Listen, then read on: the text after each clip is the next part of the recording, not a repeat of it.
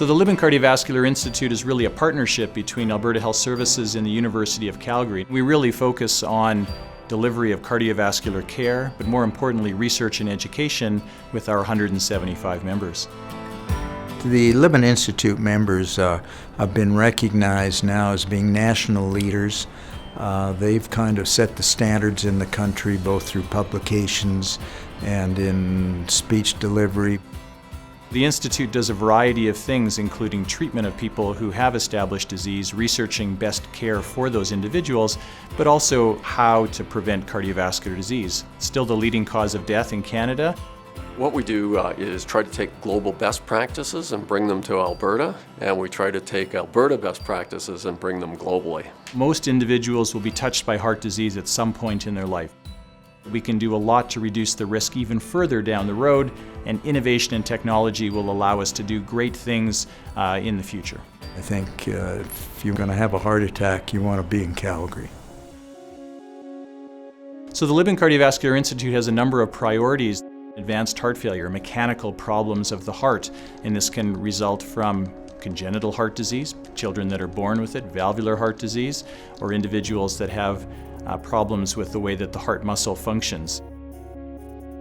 At the Libin Cardiovascular Institute, we clearly have world-class technology and innovations that we've incorporated into our heart failure surgery program over the last 3 or 4 years. We pride ourselves upon is a team-based approach to heart care. We see that in all aspects of our interaction, and cardiologists and cardiac surgeons work very cohesively and in a very professional, group-wise fashion. We have individuals that are looking at blood vessel diseases, atherosclerosis, enlargement of the aorta, and that spans again from basic scientists to individuals looking at cholesterol buildups within the arteries to our clinicians who are taking care of patients with coronary artery disease and diseases of the aorta. So we're working very closely with the biomedical engineering group and specifically Dr. DiMartino. I think in our field of work, collaboration is probably everything. We can do part of the work, but we can't do everything. And so to have other minds that are involved in understanding vascular biology and vascular pathology is hugely important. We have a vast group of different people collaborating locally, and then we have collaborations nationally and internationally. The other thing that I find very useful is to be surrounded with people that are looking at different aspects of vascular biology, vascular dynamics, and vascular pathology. So anytime we have some doubts about smooth muscle, there's a huge smooth muscle research group, for example, and they're very helpful, they're very open, and they look at things in a completely different way. The hybrid OR was a big step for the Libin Institute. It allows us to focus on clinical work that's innovative. It allows us to be involved with different national and international trials that would be done in that type of environment. And it allows us to be on the leading edge of multi-center research trials. And also helps with teaching for our students and fellows and for ourselves. Another priority area within the Libin Cardiovascular Institute involves heart health services research. I co-lead with Todd Anderson a vascular risk reduction initiative under Alberta Health Services. Here we're really trying to introduce innovative programs into Alberta that'll reduce vascular risk and prevent heart attacks, strokes, and other blood vessel diseases. These are the same risks that cause cancer as well. And so if we're successful, Albertans will live longer and healthier lives.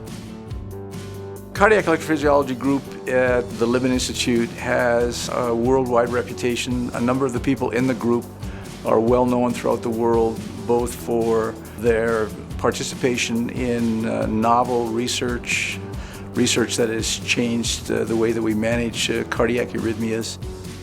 And the work that's done in Dr. Chen's lab has to do with developing new antiarrhythmic drugs for management of arrhythmias, particularly the problem of atrial fibrillation.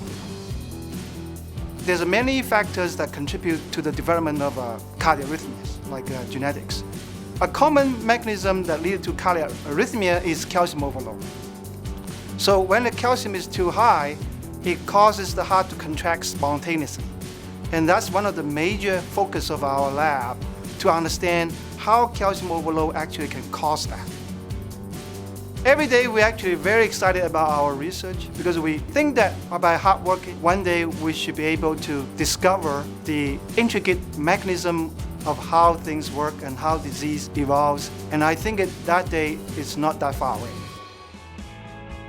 The Libin Institute supports the research and education mission by supplying a number of core services for our researchers. Our core platforms that are of note are the Stevenson Cardiac Imaging Center.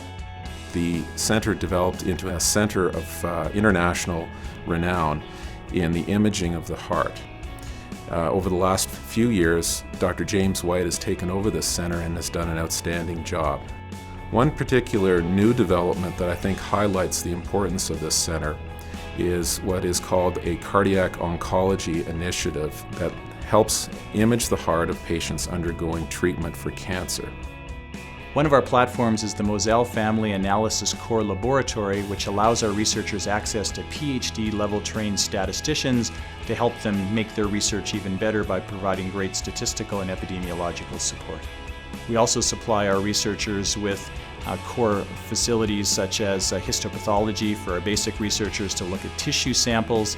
Access to these core facilities are part of membership within the Libin Cardiovascular Institute. It's one of the value adds that we have, and really that's where our philanthropic dollars tend to go to support research and education. We rely heavily on our partnership with the University of Calgary and with Alberta Health Services for a lot of our education and core delivery, but it is those dollars that are raised by the community that will allow our research to move forward, allow our researchers to take chances with new innovation and new technology to be really great. And we've supported researchers to the tune of some $40 million over the last decade that has allowed us to be really world-class in the things that we do.